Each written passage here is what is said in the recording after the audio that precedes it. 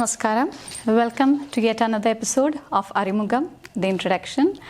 Today we have with us a very versatile dancer, teacher and choreographer, Smt.RANI SUNIL. She is from Kerala, Trivandrum. She has started learning at a very young age with teachers Kalamandalam Raji, Girija Chandran and Kalakshetra Sanal Kumar sir. After moving to US, she has started her own dance school, School of Indian Dance, where she teaches Bharatanatyam, Mohiniyattam and Kuchipudi to a lot of young dancers.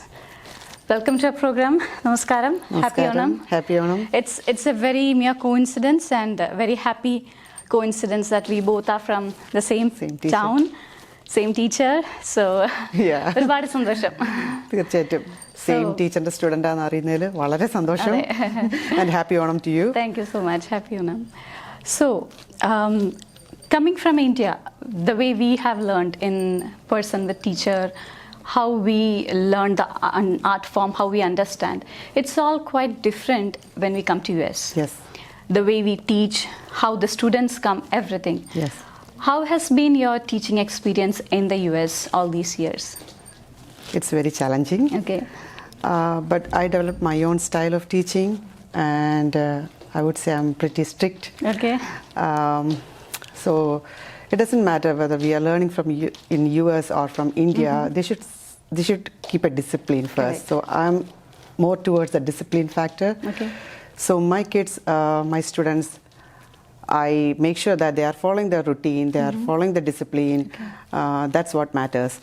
And yeah, of course, like you said, there is a difference the way we learned and now, and the generation gap is also there. So we should consider that. Okay. And the kids are not familiar with our stories or our tradition. Yeah, right. So that also makes a difference. But slowly we can do it. Okay. And the kids also show interest eventually. They are definitely showing interest, but it takes time. Okay. The parents has to understand that part, and they have to give us more time, more time to the teacher and the kids. Then definitely we can get to that level. Okay. And the kids are doing really great. Yeah. Yeah. Especially when we start learning in Kerala. Yes. There are plenty of like Otantullal, Kadagali, there are plenty of art forms which we are exposed to, and the kids also learn. Yeah. But when we come here, it's a different scenario. For a particular art form, we have a particular dance school and a teacher dedicated to that. But you teach all the three art forms you have learned here. Yes. Does the children, the same child, learn different art forms with you, and are they able to understand the differences and do it accordingly? No, it's pretty challenging. So I'm not teaching all my students. Okay. Basically, I'm focusing on Bharatanatyam, and I teach Kalakshetra Bani. Okay. So I make sure that adavs are most important part. Okay. So until they learn the adav properly, until they are able to do the solo recital, I won't teach the other dance form. Okay. So I make sure that they are following the Bharatanatyam and they are learning the essence of Bharatanatyam. Okay. They understand what they are doing. Okay. Once they are very good at that, and I'll start teaching Kuchipudi or Mohiniyattam, and I introduce one slowly, one at a time. So it's not the kids coming for a particular art form. It's you start with Bharatanatyam and then good. And do if they come I think, for particular art form? Like I want to learn Mohiniyattam, I want to learn Kuchipudi. No, I don't teach like that. Okay. I'm basically teaching Bharatanatyam, more focused on Bharatanatyam. But if I see that the kid is really talented and she can pull it out, Do one more, then definitely I teach them Mohiniyattam or Kuchipudi. It's not from parents' side or kids' side. I'll take the decision that this kid is good and she is able to differentiate both art forms, because as you know, Mohiniyattam is more towards the Lasya side and Bharatanatyam's different style. It looks easier, Mohiniyattam, it looks easier, but to perform it's very hard. And I do teach folk dances, but the kids should be able to differentiate all these art different forms. Styles. Correct. Once they are ready, then I'll definitely teach them. Okay. Being in the Bay Area, US, we see that there are plenty of organizations. They arrange so many dance programs, so many activities related to any program we have in India, like related to all festivals from different sides. So do you take your kids to participate in those programs, especially competitions? I know some teachers don't encourage kids going for competitions. They're very strict towards the art form. They just want them to learn the art form and perform. Yes. But do you think whether it's a competition or just a program, doing more stages gives the kids more confidence and more exposure to the art form. Definitely, definitely. Yes. They need more stages. They need more performance. That's what I believe. So I send my kids to all these organizations.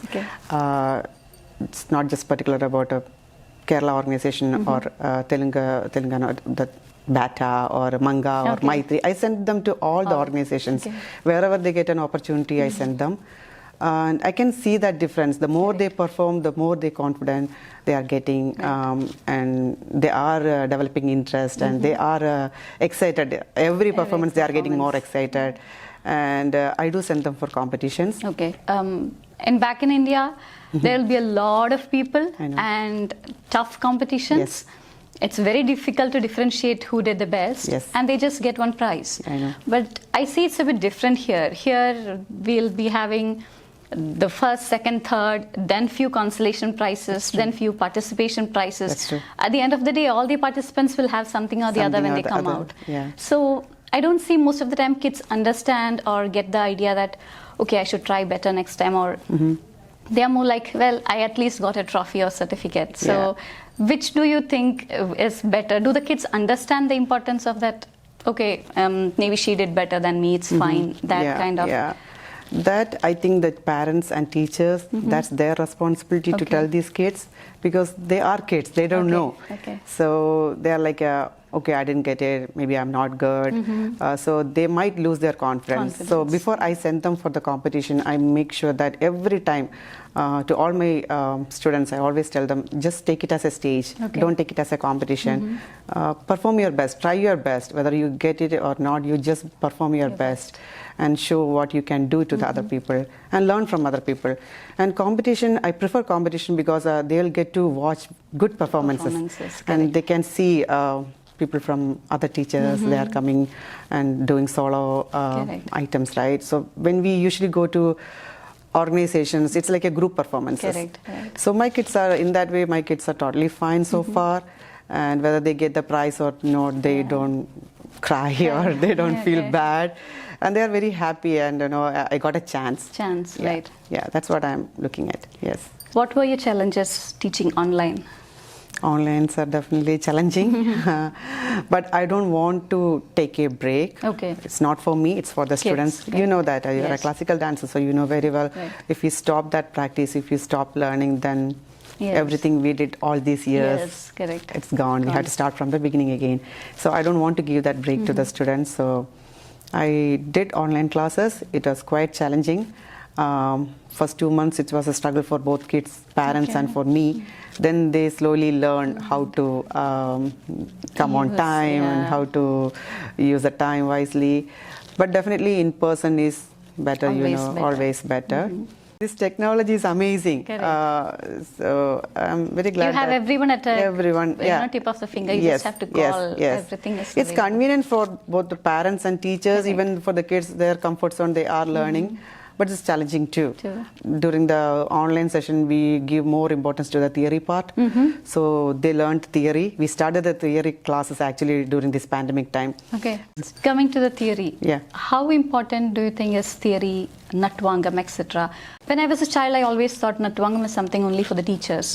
When you decide to be a teacher, you learn to do Natvangam. So how important it is to learn as a child or as a student, right from the beginning, all these parts? I think it is very important because, like you said, I also feel like, I didn't get a chance when I was very young. We just learned the dance and some aspect of theory, not in depth. So I'm trying to correct that part. To my students, I'm trying to teach the theory, whatever I know. I'm doing my best. And if I don't know, I'll check with the teachers, my teachers. And I'm trying to teach to my students. And like you said, Natvangam is a very important aspect. They should have a very good grip on the talam, right? Even I am taking Natvangam classes right now. So my teacher, Panuruthi Suresh sir, and he was giving all the minute details of these things. And I'm so surprised to see, we didn't know these things, right? So it's very important. It's very important that they should know the theory. They should know how to do Natvangam or to do the talam at least. Especially jatis. I think it will help them understand more, what talam, where definitely. to do. For the kids who come to you to learn in the beginning, what are the things you look like? Is age, from what age do you start taking students, and how is the way, your method of teaching? So if parents want to contact and come start with the kids, what age do you start? And you start with folk dance or Bharatanatyam? I'm teaching Bharatanatyam only. Okay. Right now I'm starting with the Bharatanatyam. I prefer 6 years and above. Okay. But some parents, they bring their kids at 5 years of age. Okay. But now I would say nowadays kids are very smart, not like our time. Okay. So even the 5-year-old can understand what we are trying to teach, and some kids are really good. Okay. But still I prefer 6 and above.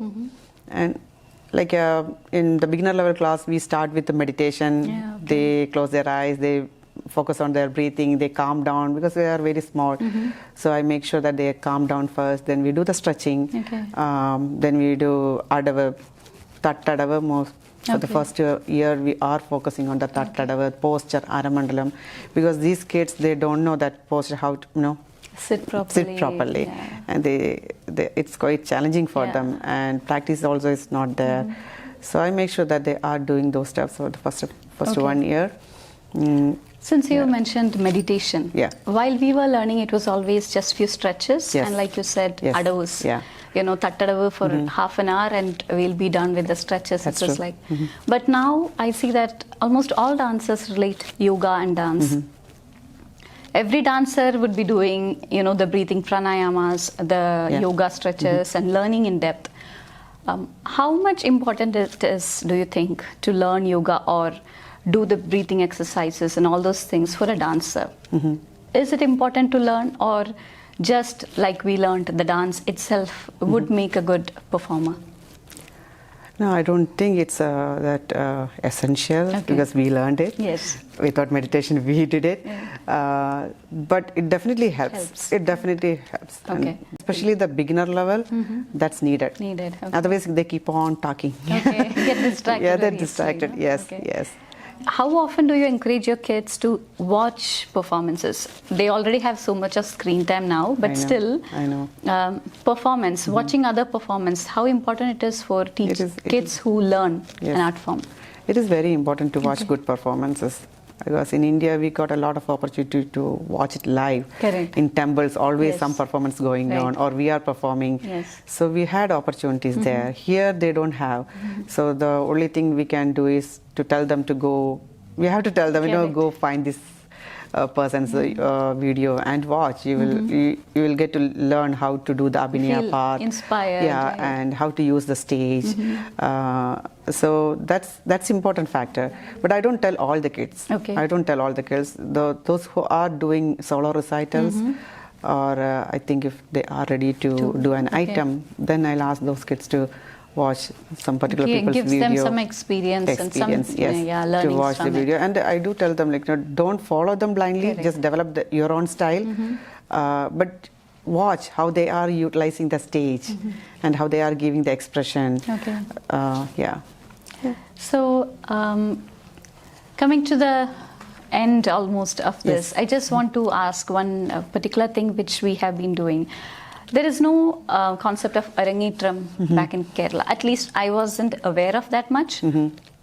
It was always the dance school, then the school, and other programs which we participate that gives us the stage or gives us a chance to be as a performer. But particularly Chennai and other places where the art form is so much, just in depth, Arangetram is a very big factor, very important factor. And when we come to US, especially parents also, they want the child to learn the art form so that they can do Arangetram at a particular time. I remember hearing from others that it also adds the value when they go for college applications. So, do you think Arangetram is important? Have you done it for your kids, and what is the procedure? How it goes? Do the parents come to get it done before the college, and does it work that way?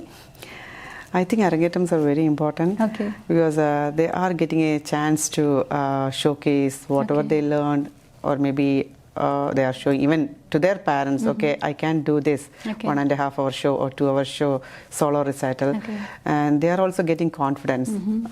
That's a good point. That's a good thing. But college application process, I don't know. To be open, I don't know. But yeah, some parents are asking whether it helps for the college. The answer is still I don't know. But the kids preparing for Arangetam, it's a different process, right? So they are more disciplined, they are more focused, and they want to challenge themselves. That's a plus point that I have seen in the Arangetam kids. And I haven't done Arangetam so far. It was supposed to happen 2 years back, but the pandemic hit and we have to cancel everything. Hoping to do next year. Yeah. Okay, so what is, in your opinion, a program like this would bring out for the people outside? It's we were mainly Shanmukha Theaters were looking at bringing the teachers in front of the audience if they want to bring the kids. So how do you take this opportunity as, and what do you want to tell outside to the people who are watching? What is one message you would like to share? I would like to say thank you to Shanmukha Theaters first of all. I'm so honored and blessed to be a part of this event conducted by Shanmukha Theaters, and thanks to Ryan Anna for conducting such new ideas, right? He's bringing up new ideas and helping not just the local teachers, he's helping artists from all around the world. That's a good thing, especially during the pandemic time. Everybody was like, what should we do next? And we don't have a platform to perform, no stage, nothing. That's the time Shanmukha Theaters came forward and gave all of us an opportunity. All of us, he gave a platform for kids, not just the teachers. So it's feel like it's a recording, but still the kids are performing. They are getting ready. They are getting they are putting the makeup, costume. They are practice, just like stage performance. Only thing is they are recording, right? But nothing stopped. Everything is going on, and it happened only because of Shanmukha Theaters. And I'm so blessed and happy that I'm a part of Shanmukha Theatre. So thank you, Lakshmi. Yeah, before we wind up, could you please share where you stay, where are your classes, timing?